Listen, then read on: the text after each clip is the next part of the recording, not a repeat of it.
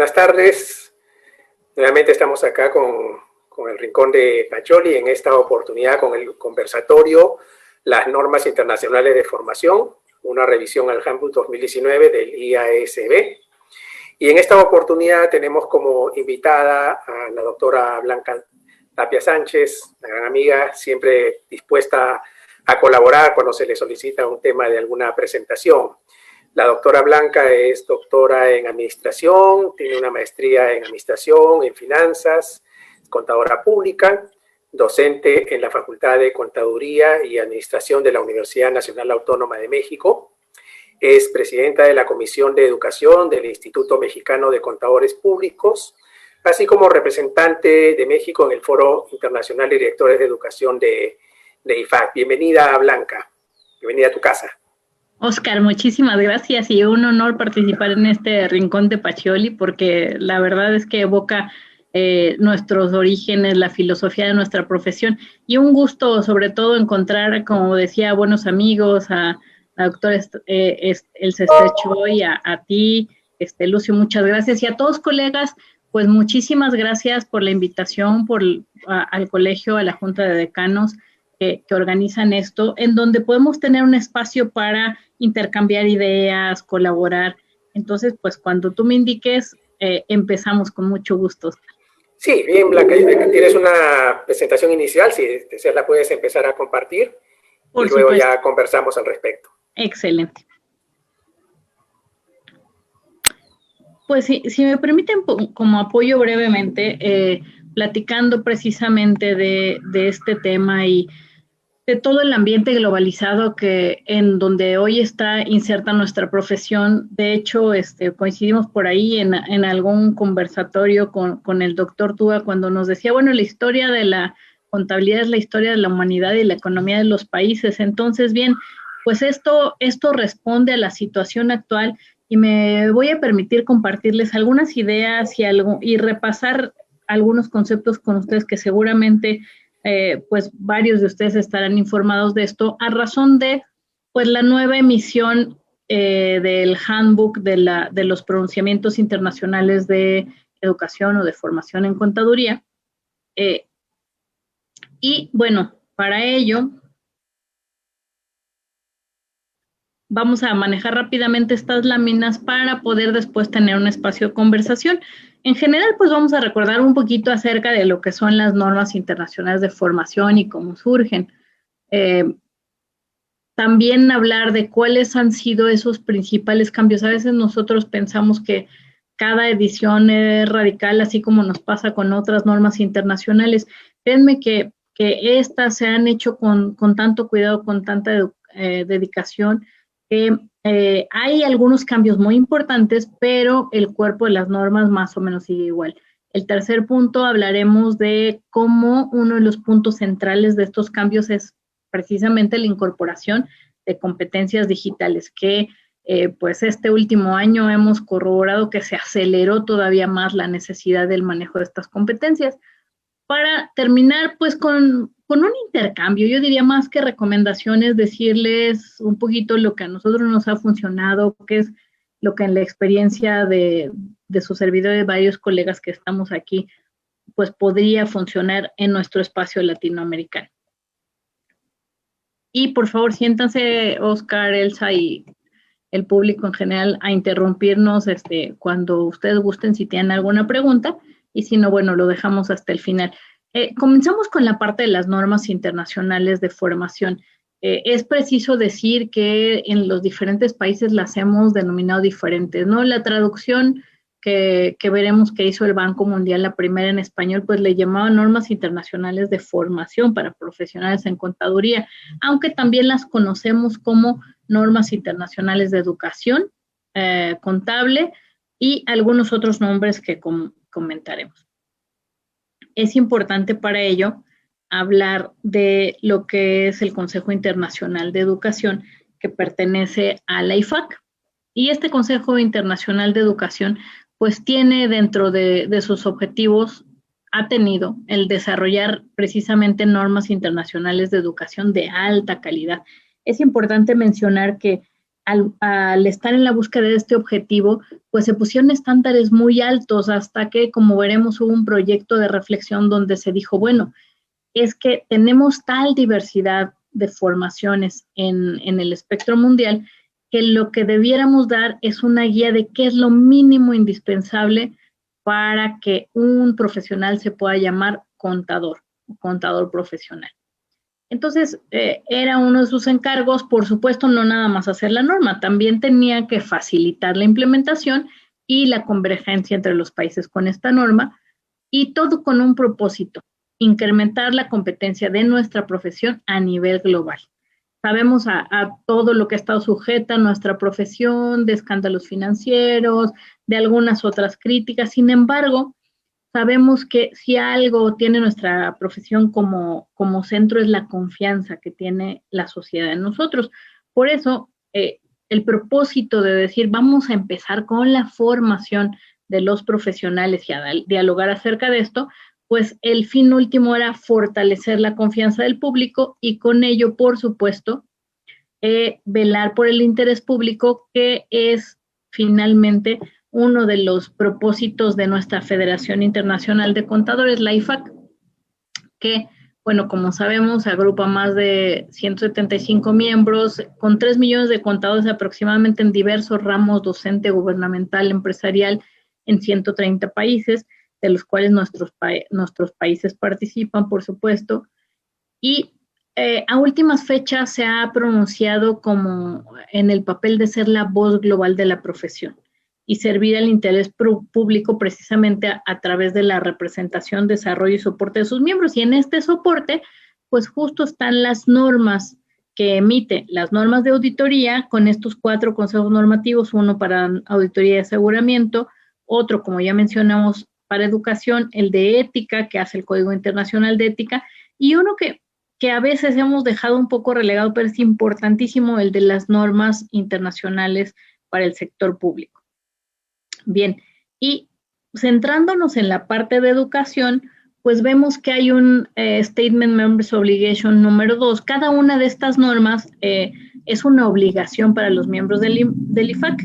En este caso, las de educación sería la norma número 2 o la DOM 2, como la conocemos, que implica que los miembros de la IFAC tengan que adoptar estas normas e implementarlas en sus países.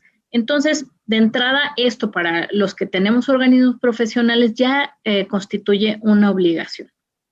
Bien, pero ¿qué son estos estándares internacionales? Bueno, pues ante todo son un conjunto de estándares de calidad y relativos a la formación continua del profesional de contaduría, tanto la inicial como la que sigue después de haberse graduado, en nuestro caso latinoamericano. ¿Por qué digo en nuestro caso? Porque sabemos que muchos otros países no tienen la fortuna de tener a la universidad en el centro de la formación inicial del contador, sino simplemente puede estudiar cualquier profesión una persona y tiene que llegar al organismo profesional, tocar la puerta y ahí lo ubican desde un nivel básico, técnico, nivel 0, y va adoptando esa profesión o esa actividad profesional de contador hasta llegar a una certificación. En nuestro caso, y creo que vale la pena hablar de este espacio latinoamericano, porque yo creo que en las universidades tenemos una gran fortaleza, porque nos va a ayudar a profundizar no nada más en ese conocimiento técnico, sino en toda la formación tan importante. Por lo tanto, es importante que veamos que estas normas son un punto de referencia acerca de la formación, como decía, mínima indispensable. Los primeros estándares traían exigencias muy altas que eran comunes en países muy desarrollados, con mucha infraestructura, alta tecnología, pero se acordó que esto que vamos a repasar a continuación es una referencia de lo mínimo indispensable para que un contador profesional pueda responder a los requerimientos de la sociedad como contador. Ahora, un poquito de dónde vienen, cómo surgen. Por supuesto que la IFAC pues acaba de cumplir ahora en 2017 40 años. Por ahí de 1977 se fundaba después de toda una evolución de nuestra profesión al unirse internacionalmente. pero este board empieza a trabajar con esto y realmente, como conocemos las normas, por ahí por el 2000 se trabaja fuertemente y en 2003 la IFAC publica estas normas internacionales de formación en contaduría. Luego hay una segunda emisión 2004-2006, donde se complementan las primeras normas con la 7 y la 8, hasta llegar al 2008. Imagínense cuántos años pasaron para que el Banco Mundial publicara la primera traducción al español, que dicho de paso es algo muy importante porque una de las primeras requerimientos para que podamos adoptar una normatividad es que la entendamos. Y bueno, la realidad de algunos de nuestros países o algunas de las regiones de nuestros países es que no toda la gente tiene dos idiomas o habla perfectamente el inglés, que es el idioma original en el que están hechas. Entonces, por supuesto que en el mundo ha habido muchas traducciones, pero esta, digamos que fue la primera traducción, la del Banco Mundial en 2008, donde se formó un grupo Iberam que estaba compuesto por España, Argentina y México. Ya ahorita veremos la historia de lo que pasó con esto. Y bueno, posteriormente viene el reconocimiento de que, pues sí, les entendían muy bien quienes las habían elaborado y quienes habían discutido, pero había muchas cosas en donde no se estaba plasmando todos los detalles que debiera de saber el lector de la norma, el usuario.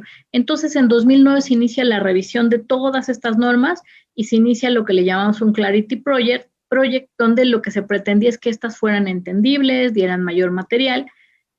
Luego, conjunto con esto, 2010 se hace la primera traducción oficial en español, ya con permiso del IFAC, pero en ese inter, como decía la doctora Elsa hace un momento, pues también no había una traducción, digamos, con todo el sistema Trados y demás, hubo poco interés y por ahí más o menos de la traducción 2015 se empieza a partir del 2014, cuando empiezan estas normas, y se hace al idioma español, pero ya no, tristemente les comparto que ya Argentina, ya España no estuvieron interesados en participar.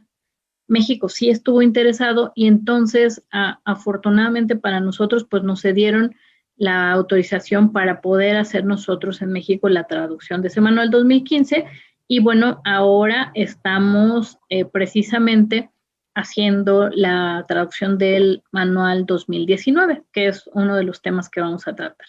Y aquí de 2017 a 2019 es un periodo muy importante para las normas porque precisamente entra en el Clarity Project, empieza a haber más detalles en el material explicativo y se empieza a desarrollar más materiales de apoyo al respecto.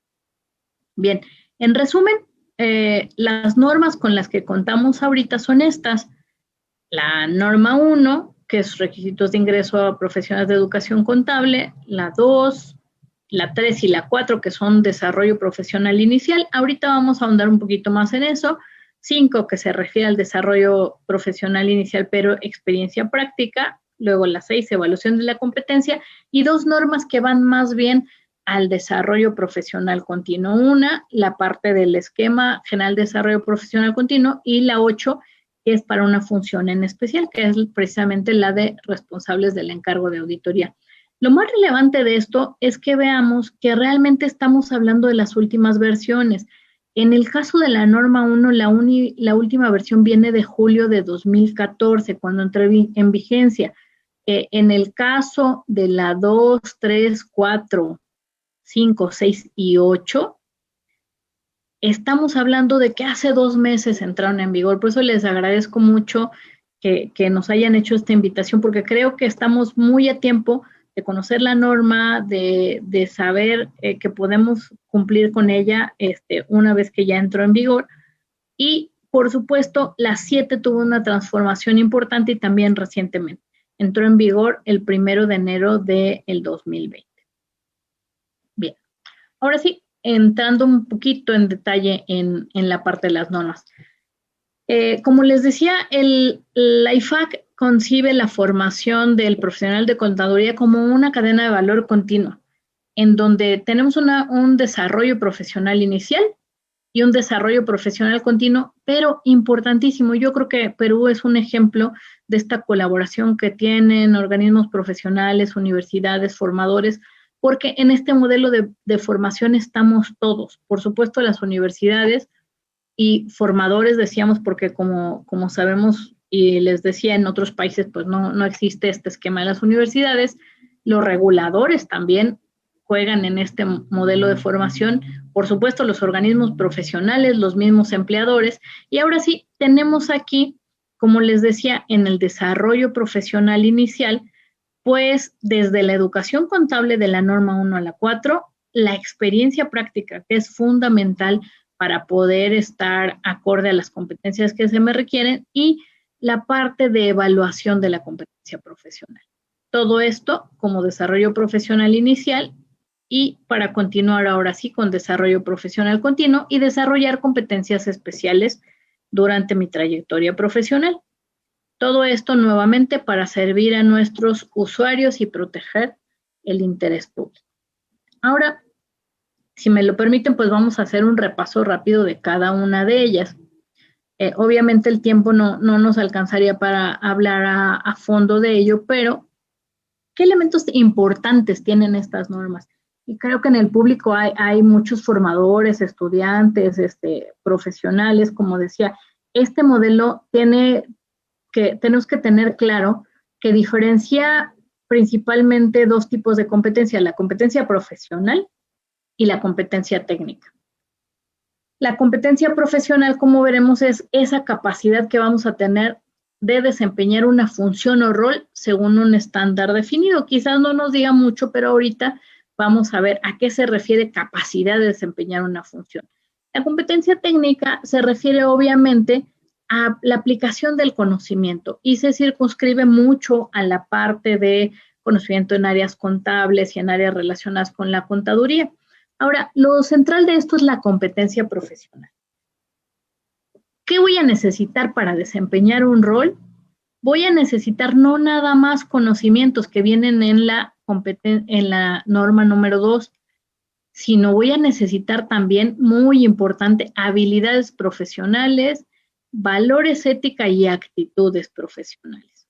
No puedo decir que sabiendo muy bien toda la cuestión tributaria de mi país ya voy a desempeñar bien un rol si no tengo un buen esquema de valores, si no soy ético profesionalmente, si no tengo la habilidad de comunicarle a mi cliente o a los usuarios o la autoridad toda esta parte de elementos necesarios para cumplir con mi trabajo. Entonces, dice, solo vas a poder desarrollar una competencia profesional si tienes todos esos elementos. Y así entonces, bueno, aquí quizás lo omití, pero quisiera decirles que la norma 1, porque ahorita ya me voy a la 2, la norma 1 básicamente habla de la obligación que tenemos como universidades y organismos profesionales de darle al aspirante a profesional de contaduría toda la información que tengamos para que él pueda evaluar la probabilidad de éxito que tenga al estudiar esta profesión, desde su vocación, las habilidades necesarias, las herramientas necesarias, en qué lugares puede estudiar esta profesión, cuáles son las áreas de especialidad. Eso es la norma 1 y como ven desde el 2014 no cambia.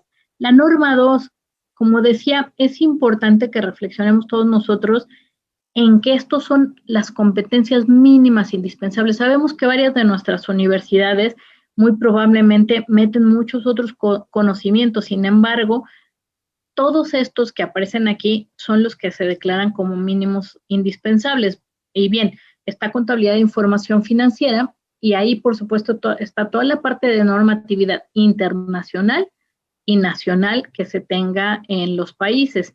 Contabilidad de gestión o contabilidad administrativa, como le lleguemos a conocer, donde está toda la presupuestación, los costos, está finanzas y gestión financiera, impuestos, auditoría y aseguramiento, gobierno corporativo y gestión de riesgo y control interno, que en algunas regiones no necesariamente llegamos hasta ahí, lo dejamos a veces a temas de posgrado y especialidad. Recuerden que esto es la formación básica. En la parte contable, por supuesto, nuestras áreas tradicionales y estas que mencionábamos.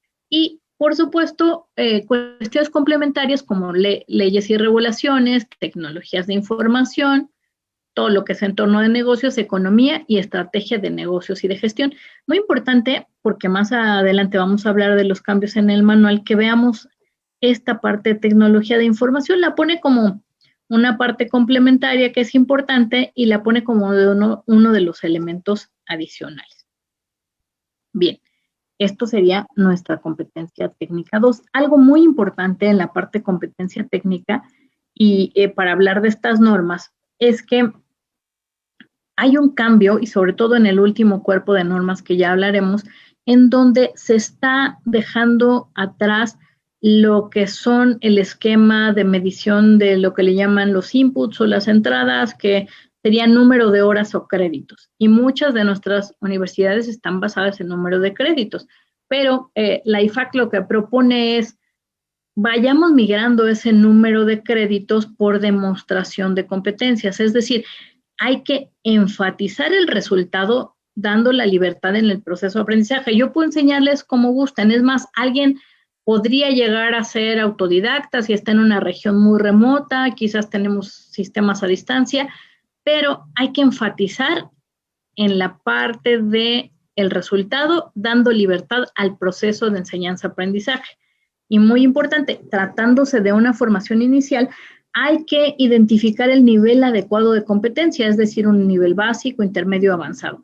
Para estudiantes de pregrado o estudiantes de licenciatura, lo que se les pide es un nivel intermedio. Para estudiantes de nivel técnico sería quizás un nivel básico, pero nosotros en la formación inicial estamos situados en un nivel intermedio. Ahora, regreso un poco a esto. Decíamos contabilidad de información financiera, contabilidad de gestión. Si lo veo así, bueno, pues podría sonar a esta parte tradicional, pero cuando hablo de demostración de competencias, traje un par de ejemplos aquí. Por ejemplo, contabilidad de gestión sería analizar información financiera y no financiera para proporcionar información relevante para la toma de decisiones de la dirección.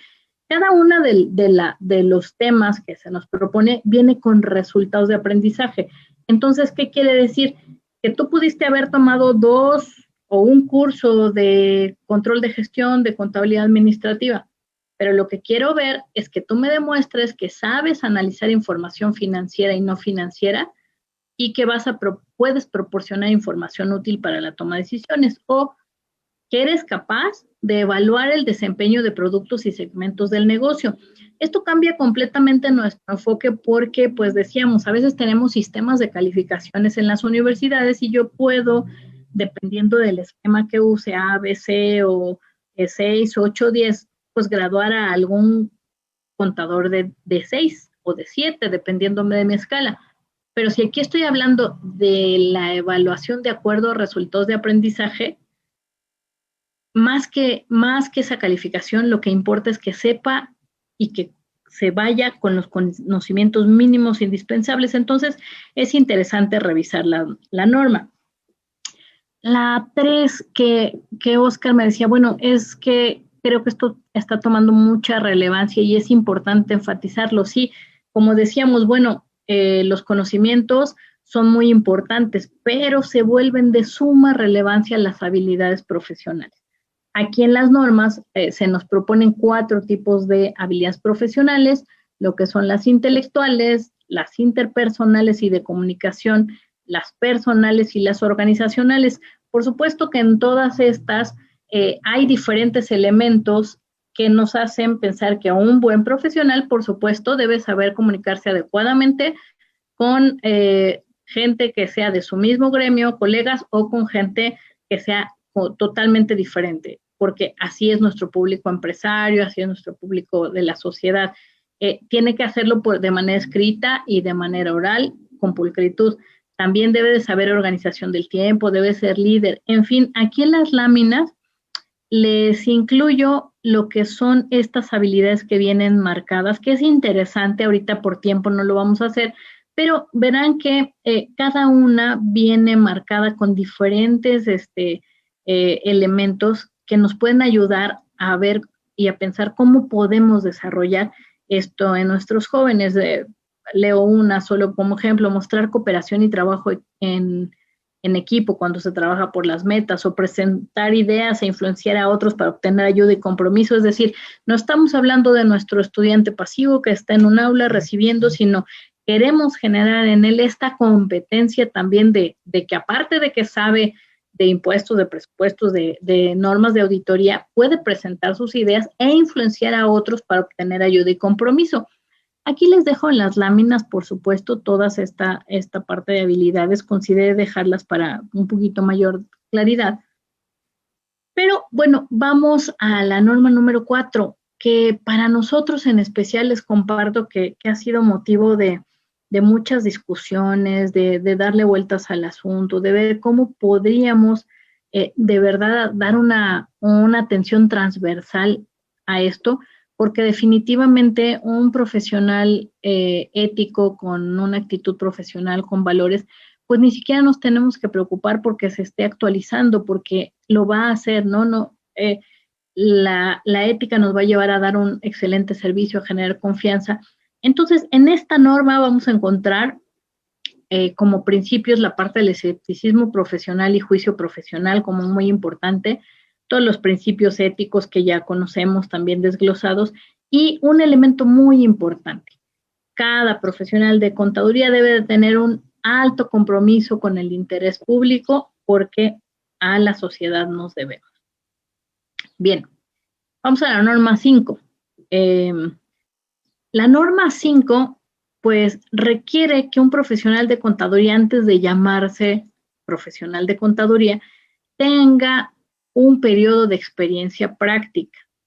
Con esto, el nuevo profesional va a tomar conciencia del entorno, porque no es lo mismo estar solamente en el aula que enfrentarse a esta parte de práctica profesional, y no necesariamente tiene que ser esta parte laboral externa, puede ser con elementos que se hagan dentro de la misma universidad donde esta joven se enfrenta en esta práctica profesional. También va a adquirir entendimiento de las organizaciones y de cómo operan los negocios, cómo son las relaciones de trabajo. A veces tenemos chicos muy buenos que a la hora de relacionarse con profesionales de otras áreas no encuentran ese modo de hacerlo. Entonces, la experiencia práctica también nos permite eso. También ver cómo se relaciona nuestra función contable con otras. Por supuesto, reafirmar valores, ética y actitudes apropiadas, pero ya en un ambiente real de trabajo. Y sobre todo, algo que nos va dando es desarrollar niveles progresivos de responsabilidad. Entonces, así como otras profesiones, para nuestra profesión, muy valioso es que tengamos la oportunidad, antes de que nos lancen sin la facilidad de tener una supervisión, una guía, pues que tengamos un periodo de experiencia práctica. Y esto habla en la norma 5, que podríamos hablar por ahí de algunas cosas que han generado conflicto, que si hay tiempo lo hablaremos, como el que se sugiere que haya supervisores de experiencia práctica o mentores, que a veces cuesta mucho trabajo ese concepto, que si hay tiempo lo platicaremos. Bueno, la norma 6 es muy rica también porque habla de los momentos de evaluación. ¿Cuándo vas a poder ejercer esa evaluación para decir que tienes un contador profesional? Pues nos habla desde los requisitos, ¿no? Las características de las evaluaciones formales, ejemplos de tipos de evaluaciones, rúbricas, exámenes, paneles, pero habla mucho de los principios de evaluación, que sí debe ser universal, que sí debe ser objetiva, debe ser evidencia verificable. También habla de un sinnúmero de puntos de calificación, los principales: exámenes de egreso, licenciamiento que otorgan algunos ministerios de educación, y certificación, que es un modelo muy común en países en donde la profesión organizada es quien tiene la calificación de los profesionales. De esto, pues, nos trata la norma número 6. Bien, y viene la norma 7, desarrollo profesional continuo. Me anticipo porque esto no es un cambio del manual 2019, sino viene desde antes este proyecto. Resulta que el desarrollo profesional continuo es muy variable en todo el mundo, y pocos países son los que lo tienen obligatorio. Normalmente, por ejemplo, les comparto el caso de México. Nosotros, al estar ya colegiados o adheridos a una organización profesional, pues nos comprometemos con un desarrollo profesional continuo, pero es muy poca la gente que está todavía colegiada o dentro de un organismo profesional. Entonces, ¿qué pasa con una profesión que solo porque esté en un organismo profesional entonces me voy a capacitar? O los que somos docentes, pues nuestras universidades nos exigen que estemos actualizados, ¿verdad? Pero hay muchos colegas que no tienen esa exigencia. Entonces, uno de los cambios grandes que tiene esta norma es que reconoce la responsabilidad personal que hay del profesional de estarse actualizando. Se discutió mucho este punto porque decían, bueno, sí, pero somos la IFAC, lo único que podemos hacer son normas para nuestros miembros y los miembros son los organismos profesionales. Sí, pero debemos de enfatizar para el profesional que lea la norma que la responsabilidad primaria es personal.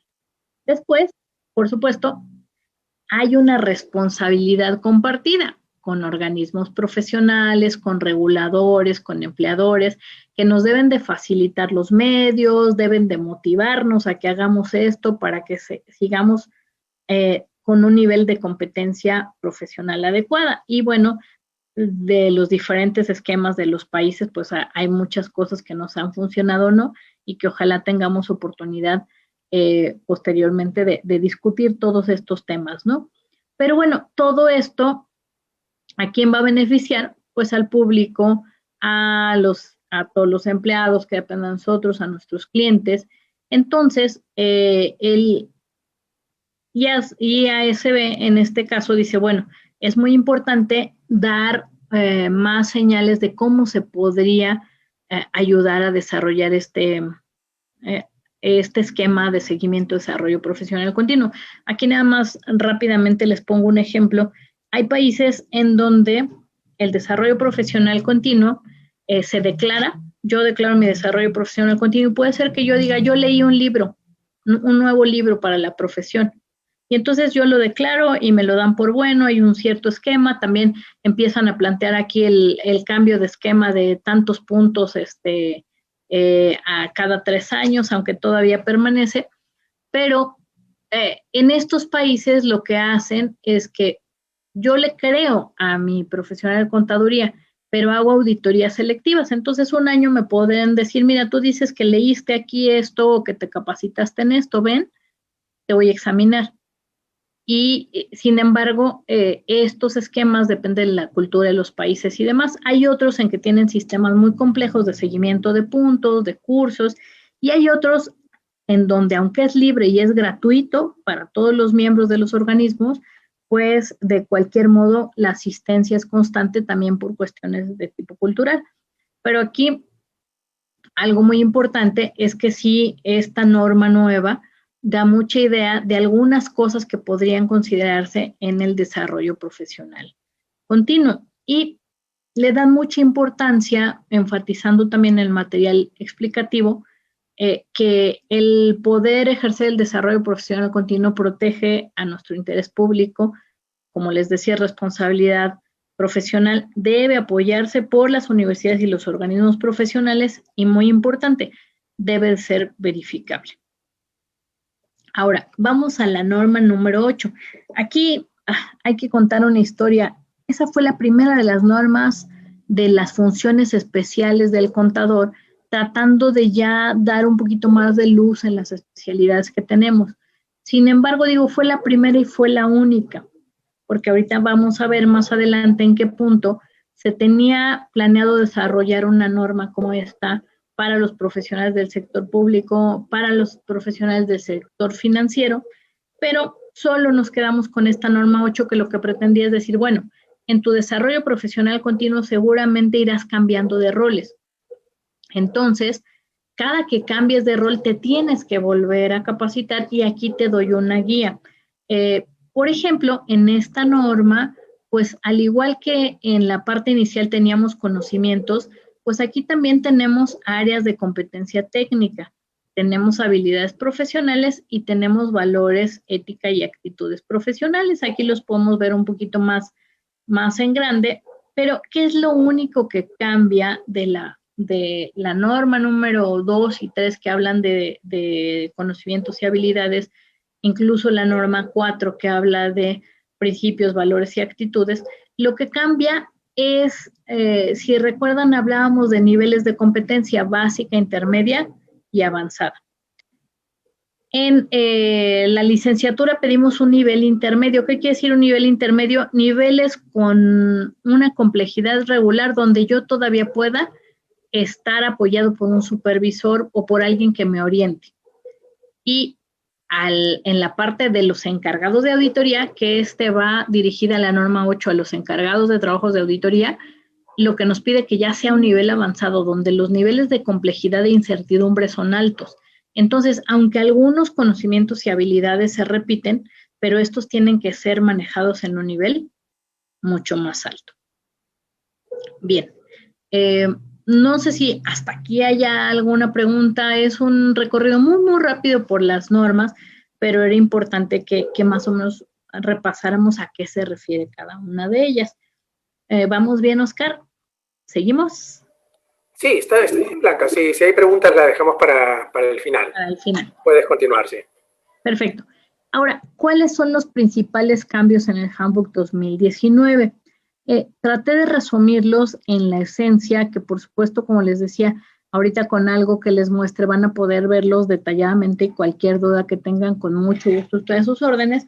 Pues en primer lugar, incluye un glosario de términos revisado buscando homologar algunas definiciones con otros consejos. Resulta que cuando empezamos a revisar el Handbook que teníamos de 2015, luego la versión 2017, había términos que se usaban diferente en el board de ética, diferente en el de auditoría, en el de gobierno. Entonces, fue un esfuerzo muy importante para tratar de incluir en este glosario de términos los términos más o menos homologados, los que se pudo hacer con otros consejos. Y aparte, algo muy importante, a veces en las mismas normas tratábamos un término de manera diferente en la 7 que en la 4, por ejemplo, o que en la 3. Entonces, una cosa muy buena que trae este nuevo manual es el glosario revisado de términos. Luego, el segundo y más importante cambio es que refuerza la inclusión de tecnologías de información y comunicación y de escepticismo profesional. Como dos centros, aquí resulta que lo que pasaba es que el escepticismo profesional, no obstante que se anotaba en la parte de ética, no se estaba circunscrito a la parte de auditoría, es decir, al auditor sí le dábamos detalladamente y en las normas internacionales de auditoría que debía ejercer el escepticismo profesional. Después del análisis que se hizo aquí, dijo, no, es que el contador en cualquier función debe de tener esa mentalidad crítica e inquisitiva donde no crea a primera vista lo que ve hasta que no tenga la evidencia suficiente para emitir un juicio o una información con esos datos. Entonces, ¿qué es lo que pasa en el nuevo cuerpo de normas? Si nosotros leemos la norma y estamos hablando, por ejemplo, de estados financieros y que debe de saber elaborar estados financieros, ya incluye la parte de que a través de una revisión en donde aplique el escepticismo profesional deberá de elaborar los estados financieros. Es decir, se enfatiza ese concepto de escepticismo profesional en toda la norma que así lo requiera, y entonces vamos a ver que ahorita, como nos vamos a dar cuenta, las normas que se modifican aquí son la 2, la 3, la 4, la 7 y la 8. Competencia técnica, habilidades, actitudes, valores, ética profesionales, desarrollo profesional continuo y lo que es el desempeño del auditor. Como vemos, casi todas. Realmente donde no se modifican es donde no aplica, que es la 1, la 6 que va para evaluación y nada más. Bueno, otra cosa que hace es que clarifica y agrega material explicativo donde era necesario. A veces dejábamos algunas cosas a la imaginación y aquí pues nos permite ver más material explicativo y sobre todo este nuevo handbook muestra una nueva versión, como les decía, de todas estas normas. Ahora, la buena noticia, no obstante, no está en español. No sé si alguno de ustedes ya tuvo la oportunidad y voy a probar si funciona nuestro link, si no aquí se los dejo. Es que a raíz de todos estos cambios, también este manual ya tiene un toolkit que nos permite explorar el manual con mucho más facilidad.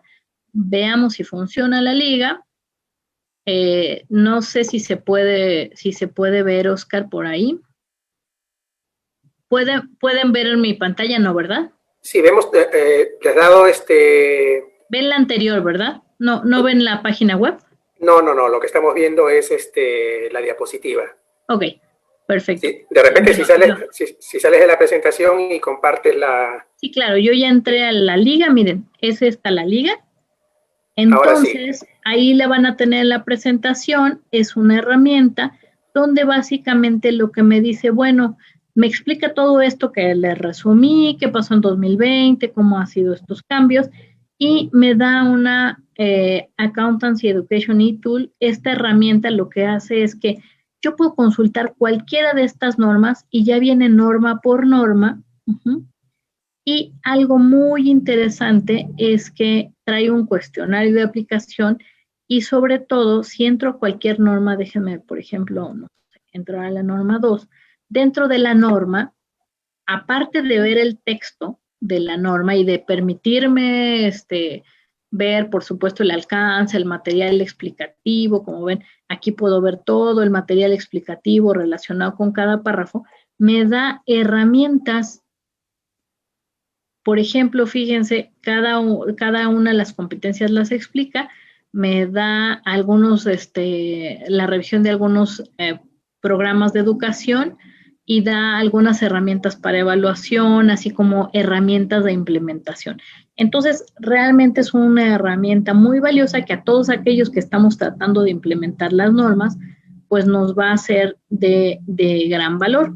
Como decíamos, bueno, no tenemos mucho tiempo, pero lo que queremos justo es mostrar ya las facilidades que tenemos con la IFAC. Y bueno, ahora, estas son algunas cosas que trae esta norma. Algo muy importante que decidimos separarlo a sugerencia de Oscar aquí es hablar de esta parte de competencias digitales. Sí, el escepticismo profesional es muy importante, se están desarrollando muchas herramientas para ver cómo lo desarrollamos, pero algo que es inminente es la parte de competencias digitales en la formación del contador. ¿Y qué es lo que viene también en este cuerpo de normas? Y hay que enfatizar que, ¿se acuerdan que les decía que en el manual 2017-2015 venía tecnologías de información, ¿no? Y decía que deberíamos de saber manejar tecnologías de información. Ahora, en junio de 2019 se aprueban la revisión de estas normas y derivado de esto, dice, las tecnologías de información son competencia indispensable y las pone en la tabla A referida de manera amplia. ¿Y qué es lo que pide? Desde de una o dos entradas que tenía tecnologías de información, nos fuimos a 8. Entonces, si ven, pues trae desde explicar el impacto de los desarrollos, cómo las TICs apoyan el análisis de datos y toma de decisiones, cómo podemos utilizar las TICs para mejorar y eficientar la comunicación, analizar qué tan adecuados son los procesos de TICs y de control, identificar mejoras en los procesos de TIC y control, todo esto para un contador. Antes nos decían, bueno, si eres un usuario, pero ahora nos ven también como partícipes en el proceso de transformación digital de las compañías. Y aquí nada más quisiera decirles que esto en varios organismos profesionales se ha traducido en hablar de estas competencias. Gobernanza de datos, estrategia y planeación de datos, gestión de sistemas de información, analítica de datos, visualización de datos, creación de contenidos digitales. Entonces, este contador ya debe de saber cómo estructurar sus tableros, cómo poder ir más allá de los estados financieros y poder de datos de muy poco estructurados y gigantes bases de datos, llegar a información relevante. Entonces, bueno, sería todo un tema el que tendríamos aquí, pero llegamos hasta la gobernanza de datos, qué tan importante es para nosotros la ciberseguridad, evaluar la caducidad de nuestras bases de datos, sus funcionalidades, porque finalmente estamos en este servicio de información para conducir bien a las organizaciones y para tomar buenas decisiones. Entonces, como decíamos, otro punto a debatir muchísimo, pero tratamos de hacer un resumen de todo esto que teníamos que ver. Bien, algo bien importante que tenemos que saber es que después de que se aprueban todos estos cambios y que han ido trabajando mucho en todo esto, el Consejo Internacional el Consejo de Estándares Internacionales de Educación deja de operar formalmente en octubre de 2019. Es decir, cumplimos apenas un año de dejar de operar y sus recursos y publicaciones, como ustedes lo vieron, siguen vigentes y disponibles en el sitio web, dando paso ahora sí a un modelo más ágil de atención, porque aquí surgirían muchas preguntas, pero ¿cómo? No se supone que estamos con los estándares y ya desapareció el consejo. Pues sí, cesó de operar y las razones son las siguientes. Teníamos ya un cuerpo de 7 estándares muy sólidos y un estándar para áreas de especialidad.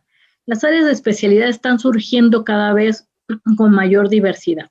No podíamos estar esperando a que pasaran casi 3 años o 2 años para emitir un nuevo estándar, cuando la educación, los requerimientos de la sociedad evolucionan rápidamente. Entonces la IFAC dice, bueno, vamos a tomar la decisión de conservar este cuerpo de normas con toda la experiencia que tuvo el Consejo de Educación y es muy importante que quede bien claro que el Consejo de Educación no es el organismo profesional y los despachos que hacen las normas. El Consejo eran educadores, reguladores, también profesión organizada, todos en conjunto pensando cuáles eran las competencias adecuadas para un contador. Entonces, esto fue muy importante porque créanme que yo lo he visto a lo largo de varios años. Es un cuerpo de normas muy sólidas que, como decía al principio, pueden ser un buen punto de referencia para cualquiera que quiera revisar programas de estudio o checar cuáles serían las competencias indispensables. Y si me permiten, espero que sí entre el link, si no ahorita se los muestro, es importante que conozcamos este nuevo modelo de la IFAC, que quiero que centren su atención en que va a estar todo el trabajo del Consejo inmerso en esto, pero todavía hay mucho más cosas alrededor. Y voy a poner entonces este video, si no, ahorita salgo de esta presentación y nos vamos hacia donde esté el video.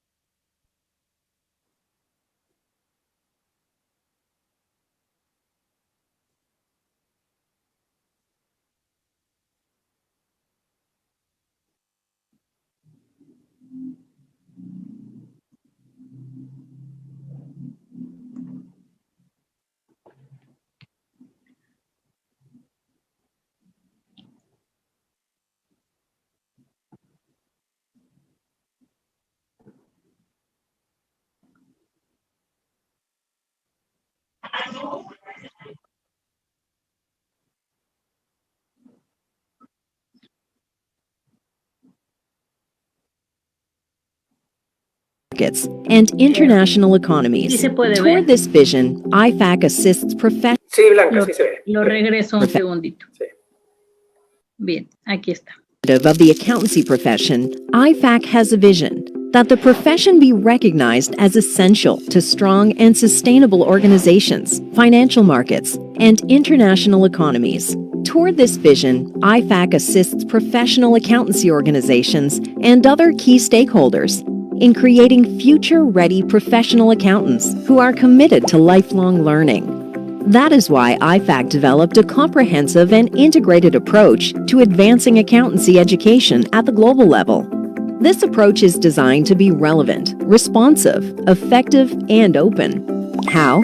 It harnesses IFAC's comparative advantages: natural facilitator, trusted intermediary, global knowledge-sharing platform, and influential voice to respond to challenges and opportunities in an agile, effective, and efficient manner. It benefits from the advice, access to resources and knowledge, and advocacy provided by an international panel on accountancy education. It draws on the output of a multi-stakeholder engagement framework. It optimizes the use of resources and knowledge across all IFAC activities. And very importantly, it leverages the resources and knowledge of IFAC member organizations and others. These different perspectives and wealth of resources enable IFAC to deliver a wide range of services to advance accountancy education. maintaining and promoting the adoption of the international education standards, supporting their implementation, building capacity, providing thought leadership, commissioning research, advocating for quality accountancy education, and engaging with a wide range of stakeholders. These services build on the high-quality work of the International Accounting Education Standards Board, which made a significant contribution to the accountancy profession by developing the international education standards and shaping the direction of quality accountancy education. How does IFAC advance accountancy education at the global level? This key component of the IFAC strategy draws on the outputs of a multi-stakeholder engagement framework, online surveys and discussion, International Forum for Key Accountancy Education Stakeholders, International Forum for Accountancy Education Directors from professional accountancy organizations and firms, and advice from the International Panel on Accountancy Education that is representative of key stakeholders and the major regions of the world. This IFAC Board and Council approved strategy is implemented by staff, overseen by the CEO, who reports to the board, which in turn oversees the execution of this strategy and reports back to the council.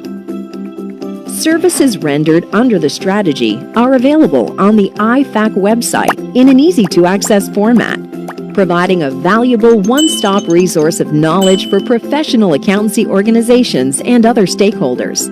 IFAC's approach to advancing accountancy education at the global level is responsive, agile, effective, and efficient, and best of all, aims to equip professional accountancy organizations and other stakeholders to facilitate quality education for professional accountants and make them ready for the future.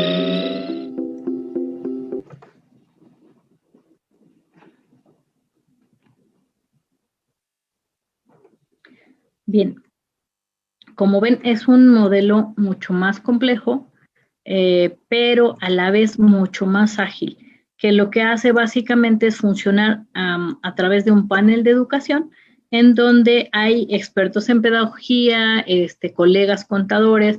Nosotros tenemos a la doctora Gaby Farías, que es una colega de México que es miembro de ese panel de educación, y su servidora participa anualmente en lo que es la reunión anual de directores de educación por el cargo que ocupo en el instituto. Entonces, hay muchos cambios, esto es muy ágil, y nada más como comentario, les puedo decir que, por ejemplo, el último foro de directores de educación que hicimos en febrero, se nos hizo una encuesta, por supuesto fue virtual el foro, y lo que determinamos en conjunto los directores de los organismos profesionales de todas las regiones es que nuestros estándares están vigentes, no necesitan ahorita alguna actualización.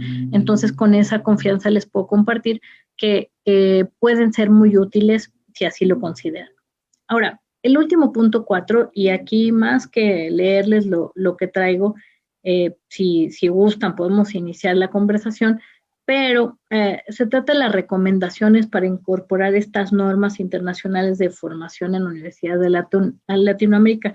Quisiera decirles que desde el año pasado, la IFAC empezó una campaña donde dice, vamos a hacer un call to action, y le llama, hagamos este llamado a la acción. Yo quisiera compartirles que mientras que en México estábamos nosotros ya tomando esto como nuestro y tratando de hacer encuestas y en los diferentes sectores, cuando después de 3 meses vamos a uno de estos foros, ya muchos países, incluyendo varios países de África, no estaban pensando como nosotros en la encuesta, sino ya tenían acciones concretas, como decíamos, para esto de capacitar a sus contadores en tecnologías de información, para poder dar un cambio en la profesión, porque ¿qué es lo que estamos pensando? Es no hacer lo mismo de forma diferente, sino hacer cosas diferentes. En este sentido, quisiera mencionar que estos temas se trataron en el mes de noviembre pasado en un foro que hubo, y los temas donde estamos tratando de impulsar mucho a nivel internacional la formación de los contadores son en la parte de ética social, en esta parte comprometerse y ver los impactos de nuestra actuación en la sociedad, competencias digitales, y una parte muy importante que es prospectiva y sustentabilidad. Es decir, dicen, bueno, ok, ya tienes dominado y con la tecnología vas a tener toda la información histórica. Contador, ahora necesitamos que seas prospectivo, que te anticipes y nos vayas haciendo muchos reportes proyectados, que nos digas hacia dónde vamos, qué riesgos hay y cómo podemos actuar. Por supuesto, ustedes habrán ido por ahí, la parte de importancia de la sustentabilidad al tal grado que ya la IFAC está haciendo un joint venture con el IASB y están formando un consejo de normas de sustentabilidad, normas internacionales de sustentabilidad. Bien, esto, perdón, creo que no vieron las últimas láminas, pero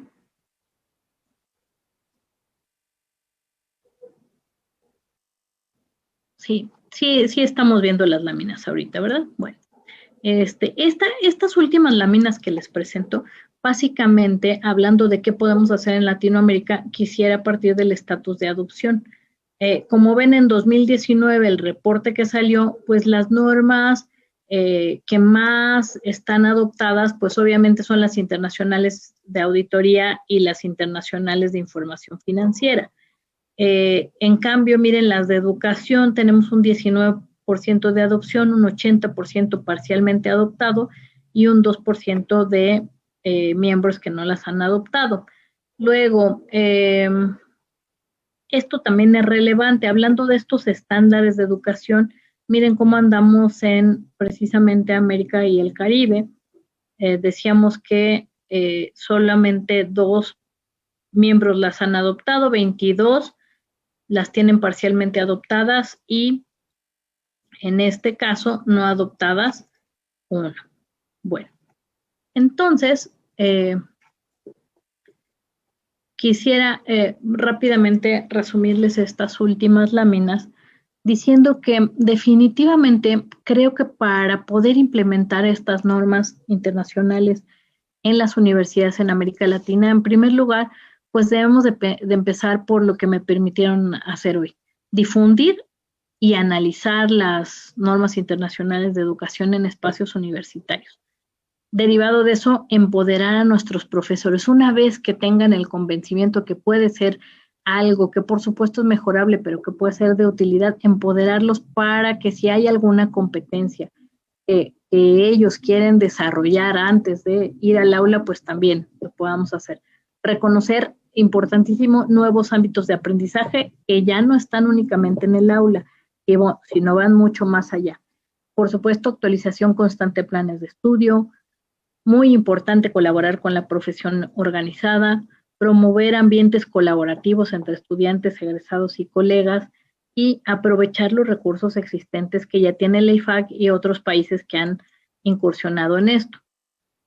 Por supuesto, muy importante la parte de ética, de ir más allá de los códigos de ética y pensar en la ética social, reforzar el desarrollo de habilidades y juicio profesional, no solo realizar las mismas funciones, sino de forma diferente. Esto es muy importante, hacer un espacio común latinoamericano de tránsito de profesionales.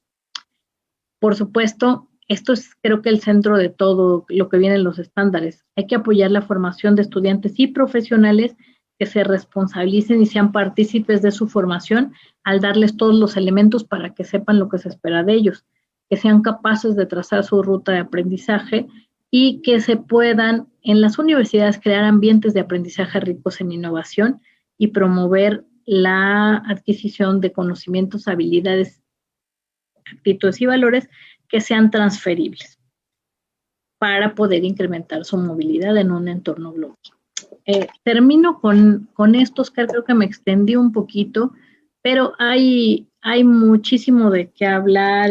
Traté de hacer un resumen de todo lo último que hemos visto.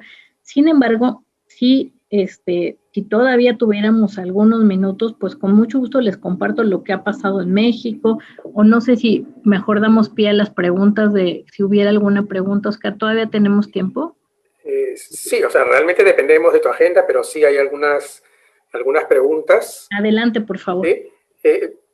Yo quisiera primero, antes de pasar las preguntas, hay un tema ahí respecto a la adopción, lo que has mencionado, las estadísticas, y eso está referido supongo, en función a lo que declaran los miembros patrocinadores, ¿no? Por ejemplo, digamos el caso de Perú, lo que ha declarado la Junta de Decanos de Colegios de Contadores Públicos. Así es. A través de las DON, ¿sí? Así Pero, es, sí, en lo que sería el Action Plan, nosotros reportamos todo eso que se supone que avanzamos. Sí, adelante. Ya, claro, que justamente ahí, que Elsa que nos acompaña, que está a cargo de la DON 2, en este caso, en la Junta de Decanos. Pero ese es lo que declara, digamos, la Junta de Decanos, o cada uno de los miembros, pero en la práctica, ¿hasta qué punto, digamos, las universidades realmente incorporan todas estas recomendaciones de las normas en los planes curriculares, ¿no? ¿Sí? Yo creo que ahí habría que hacer un trabajo un poco más extenso. Es un buen referente, definitivamente, ¿no? A nivel macro de los organismos patrocinadores, pero deberíamos tratar de ver, para darle más fuerza a estos estándares, es un levantamiento realmente de qué cosa es lo que están haciendo las universidades al respecto, ¿no?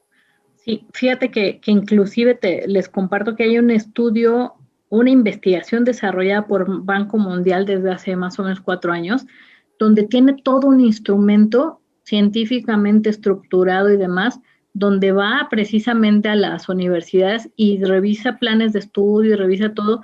Y ahora sí que yo diría, pues es nuestro reto, Oscar, si cuando menos nos sumamos nosotros dos, lo conseguimos, lo aplicamos, porque tienes toda la razón. O sea, decimos, bueno, ¿por qué se están reportando como parcialmente adoptadas?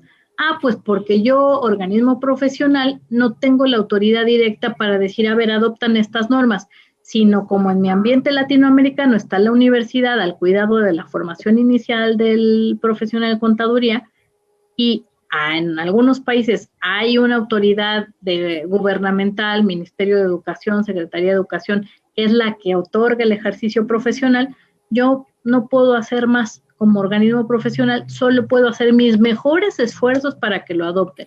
Y entonces todos vamos a poner una foto bonita, ¿verdad? En el Action Plan, sí, la adopté, mira, hice esto, pero tienes mucha razón, siendo muy, muy críticos, nos falta mucho todo para todo eso. Sin embargo, pues creo que hablamos de esto desde hace 5 años y volvemos a repetirlo y algunas cosas igual, pero no sé cómo lo sientan ustedes, creo que estamos en un momento diferente.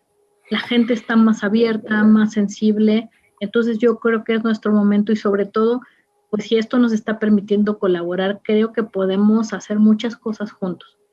Entonces, yo me sumo a eso, Oscar, si quieres luego lo hablamos, pero yo creo que sí hay que entrar en serio, a ser críticos y a decir, a ver, ¿qué tanto sí?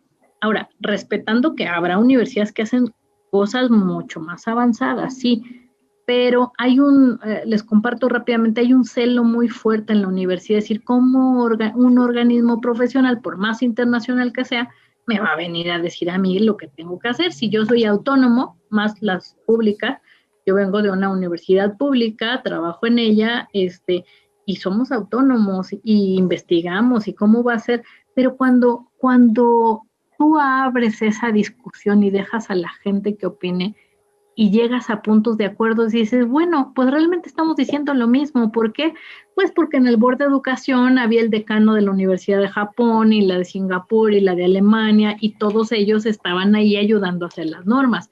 Entonces no es una norma que venga del despacho que nos viene a imponer, sino son normas muy fuertes porque venía de los requerimientos profesionales de despachos, empleadores, reguladores y los profesores universitarios de muy buenas universidades que también colaboraron y son normas que se auscultaron en todo el mundo. Entonces, creo que como tú dices, primero hay que hacer un esfuerzo de sensibilización con los colegas, que bueno, en México nos costó, pero pues vamos bien, gracias a Dios, vamos bien, después de una cerrazón total y discusión de que no se iban a adoptar las normas en las universidades porque no tenía sentido, ¿no? Totalmente de acuerdo, Blanca, ¿no? Y te tomamos la palabra. Hace unos 5 años iniciamos un proceso justamente acá. Ahora Elsa está a cargo de todo este proceso y la vamos a apoyar en todo este tema porque compartimos esa visión, ¿no? Compartimos el hecho de que esto tiene que cambiar, es el momento. ¿Sí? Así que ya te vamos a pedir tu apoyo justamente para ver eso. Me tomó la palabra y seguramente Elsa va a comentar algo. Y el segundo tema es respecto a lo de las competencias digitales, que ya en otra oportunidad lo hemos conversado. Entonces, me acuerdo que comentaste la experiencia de México, respecto a cómo es que están incorporando todo este tema dentro de la currícula, ¿no? Porque hay dos posiciones. Si incorporamos todo esto a través de cursos, un curso de análisis de datos, un curso de Big Data, de todo lo que está relacionado justamente a las competencias digitales, o si lo hacemos en forma transversal, que me parece, creo que eso es lo que están haciendo en México, ¿no? Brevemente, si podrías comentarnos algo al respecto. Sí, aquí, bueno, en México lo que estamos haciendo es ir por dos vías. Uno, en las universidades que ya están adheridas a este proyecto, que como tú dices, faltan muchas, pero las que ya están, tratando de meter esta parte de competencias digitales de forma transversal, así como la ética, las competencias digitales también tienen que ser reconocidas por el estudiante, contaduría, el profesional como una herramienta indispensable. Y la otra, les comparto, en mayo se lanza un programa de transformación digital para profesionales abierto a toda la profesión, porque decíamos, bueno, vamos a trabajar con los estudiantes. No, es que el profesional que está también ya en el campo de batalla lo necesita. Entonces, lo que pretendemos desde alfabetización digital hasta Big Data, criptoactivos, fintech, un programa modular que con mucho gusto ya les compartiremos, que lanzamos en mayo para poder cerrar ese gap que tiene la profesión. Entonces, creo que definitivamente en la parte universitaria no hay más que hacerlo transversal, no puede ser una materia nada más. Y en la parte profesional también tiene que responderse, y digo, México lo lanza en mayo, pero bueno, ACA y el instituto que está en la India y todo esto lo lanzaron hace un año o hace año y medio o quizás más, ¿no? Entonces, creo que en eso vamos atrasados, pero vamos apoyándonos todos para poder cerrar ese gap, porque sí es importantísimo. Sí, excelente. A ver, te transmito algunas de las preguntas que están en el Facebook. ¿Sí? Por supuesto. La primera, José Carlos Capuñay. Buenas noches. A nivel educativo, ¿sería recomendable que los docentes deberían evaluarse profesionalmente sobre la base de estas normas para corroborar que cuentan con la suficiencia profesional para dictar un curso determinado? Es su opinión, ¿verdad? O sea, yo sí. creo que, yo creo, digo, coincido en esta parte.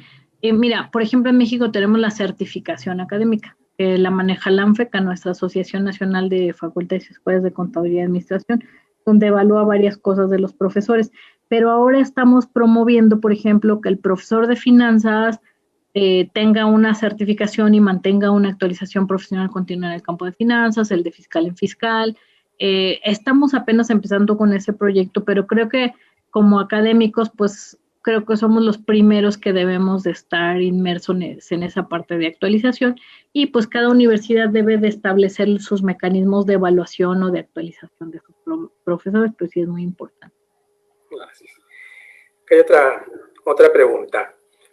A nivel profesional, ¿sería adecuado utilizar estas normas para evaluar la capacidad profesional, la redundancia, de un profesional antes de realizar un trabajo de naturaleza contable? ¿Y qué entidad corroboraría dicha suficiencia educativa? Bueno, aquí quiero decir que la IFAC reconoce que los ambientes regulatorios son diferentes. Lamentablemente sí tenemos un impedimento legal dependiendo del país, porque pues quien otorga el permiso de trabajar, o en el caso de México, es la cédula profesional y la da la Secretaría de Educación Pública, la Dirección General de Profesiones. Sin embargo, en esa secretaría hay comisiones técnicas formadas por los principales organismos profesionales, y mediante la certificación lo evaluamos, pero también tenemos un examen general de egreso. Las universidades autónomas como la UNAM, en donde yo estoy, tienen su propio examen de conocimientos y formas de titulación, que de una u otra forma sí pueden tomar como referencia todos estos elementos antes de graduar a un profesional en contaduría. Y por otra parte, lo que hemos estado tratando de hacer es hablar, por ejemplo, con el mercado de valores, con los reguladores de los bancos, para decir, si tú quieres que alguien te sea perito en esto, o te edite este trabajo, o haga otra cosa, pues pídele la certificación para que sea una especie de aval y en este caso la hace el organismo profesional o organismos independientes de evaluación. Creo que la universidad, si no quiere meterse en esos esquemas, cuando menos sí podría tomarlo de referencia y creo que entregaríamos muy buenos resultados. Pero en México es lo que ha sucedido. De acuerdo. Aquí una pregunta, Sergio Esteban Bustos pregunta, de acuerdo con el marco conceptual, IFAC es consciente de la diversidad de la cultura y los sistemas lingüísticos, educativos, legales y sociales a nivel mundial. Puntualmente, ¿cómo logra la IFAC incluir esto en las CIES? Sí, de hecho en el mismo texto de las CIES reconoce eso. En el primer cuerpo no lo hacía, pero desde el 2015-2017 ya dice, la IFAC reconoce la diversidad sobre todo habla del marco legal y los ambientes económicos y demás de los países. Creo que donde le ha fallado un poquito es en la parte de la cultura y de la parte de la lengua, porque sería tan disperso que costaría muchos recursos. Sin embargo, sí te da permiso, o sea, yo he sabido de muchos países, o sea, las normas están traducidas al árabe y en japonés y para poderse implementar. Como te digo, ahorita tiene una apertura más grande porque reconoce que mientras no se puedan traducir los estándares, pues no va a poder, va a ser letra muerta, no va a estar ahí guardada, va a ser mucho esfuerzo, pero va a estar ahí. Entonces sí, en el texto reconoce que, como muchos tratados, ¿no? La IFAC no te va a pedir organismo profesional que estés arriba de la ley de tu país, pues eso no te lo puede pedir, pero sí sugiere que lo que esté en las normas sea lo mínimo indispensable y que uno haga los esfuerzos suficientes para convencer, negociar, sensibilizar a las autoridades correspondientes a que tomen en cuenta esto para que cuando menos se tenga ese nivel mínimo indispensable en el mundo. Sí, está bien. Bien, Blanca, no sé si Elsa de repente quiere hacer alguna pregunta. Oscar, gracias. Sí. Bueno, en primer lugar, felicitar a la doctora Blanca Tapia por la excelente exposición, muy versátil, muy clara y bastante interesante, principalmente el interés que muestra nuestro país en cuanto a las normas de educación todavía es incipiente. Por lo tanto, este es un buen paso y felicito a Oscar por esta iniciativa, porque es un gran paso para sensibilizar, como bien lo acaba de señalar la doctora Blanca. Yo quería preguntar, aprovechando de que justo estamos en un proceso de información, nosotros tenemos la versión 2015 en español y tenemos la versión 2017 en inglés. ¿Cómo podríamos, en este caso, utilizar la versión 2017 toda vez que el organismo oficial es el Instituto Mexicano, ¿no?, que lo ha traducido en español, para utilizar ese instrumento? ¿Qué trámite, qué autorización necesitamos para utilizar ese instrumento y trabajarlo para alinearlos en todo caso también? Porque creo que ya muchos de los países están trabajando la versión 2015. Nosotros no queremos engrosar la brecha, ya que viene la versión 2019.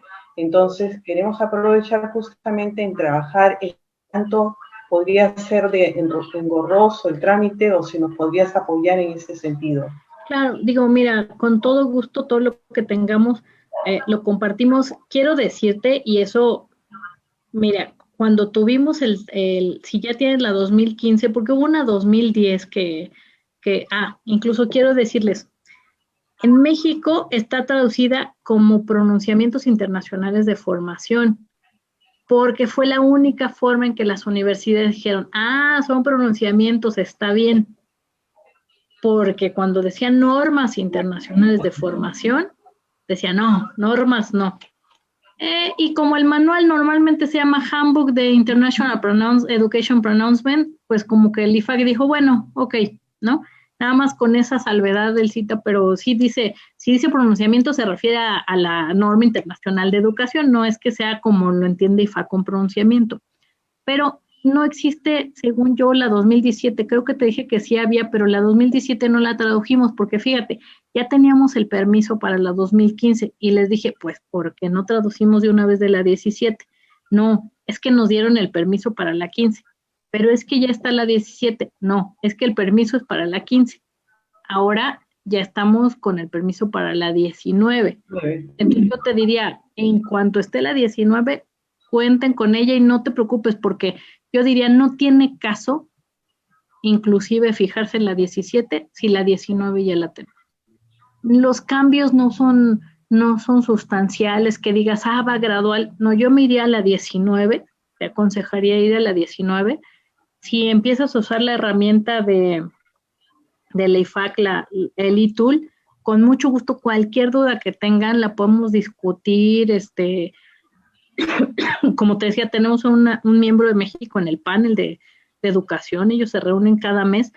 Manuel Arias, que tú conoces muy bien, que ambos conocen muy bien, pues súper apoyador en estas cosas. Entonces, lo que necesiten, al contrario, yo creo que yo celebro el empuje que siempre ha tenido Perú en estar a la punta de las cosas. Entonces, lo checo bien, pero según yo, la única que se tradujo fue que hay una versión 2010 de los primeros estándares y está la versión 2015, la 17 no hay.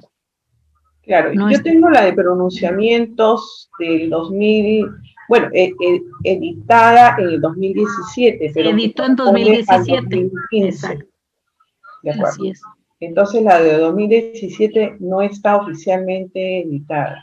No, es probable que algún país la tenga, pero oficialmente no está. De hecho, si viste en la primera versión una que tienes, creo, incluso hasta está blanco con amarillo, y en la versión ya de editada 2017 ya viene el manual tal cual es, anaranjado, azul, con los colores de IFAC. Azul con anaranjado, sí, efectivamente.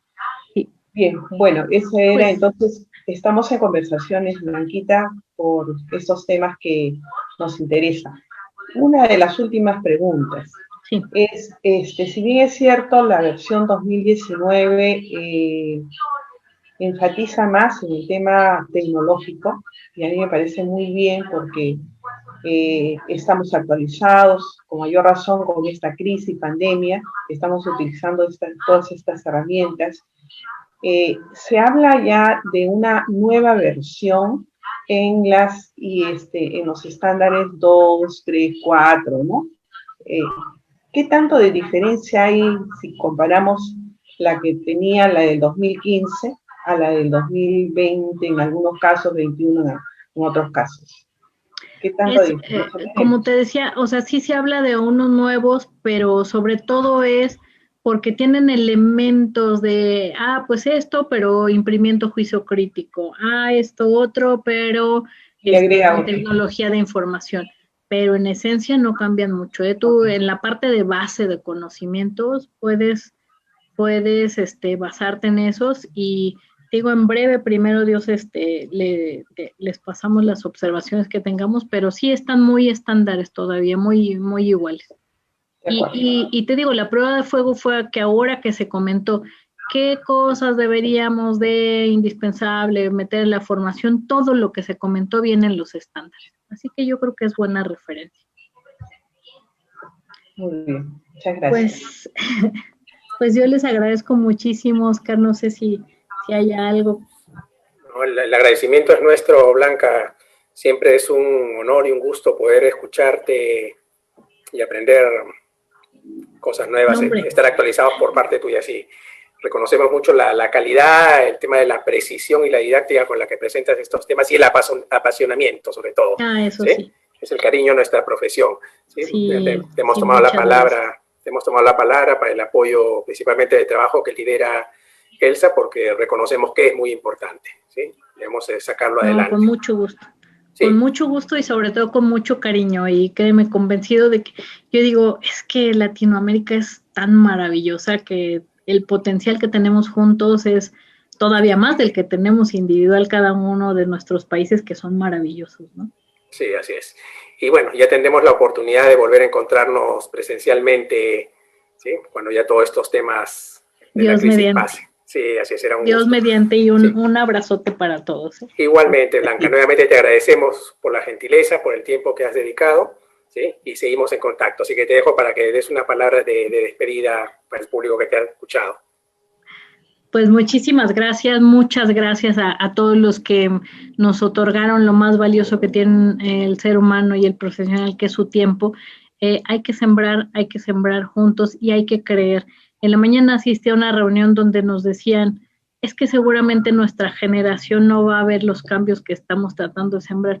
Y yo digo, no importa, ¿no? La satisfacción que lleva el poder, cuando menos poner un granito de arena que Dios mediante germine, pues yo creo que es más que suficiente para decir valió la pena. Y pues muchas gracias, mi corazón con ustedes, que Dios me los bendiga y que todo salga bien y que primero Dios tengamos la oportunidad de poderlos tener por acá y visitarlos por allá. Un abrazo y todo mi agradecimiento y mucho éxito en todo lo que Igualmente, Blanca, muchas gracias. Que tengas una buena noche. Gracias también a ti, Elsa, y gracias a todos los que nos han seguido. ¿Sí? Gracias, Oscar, y gracias, Blanca.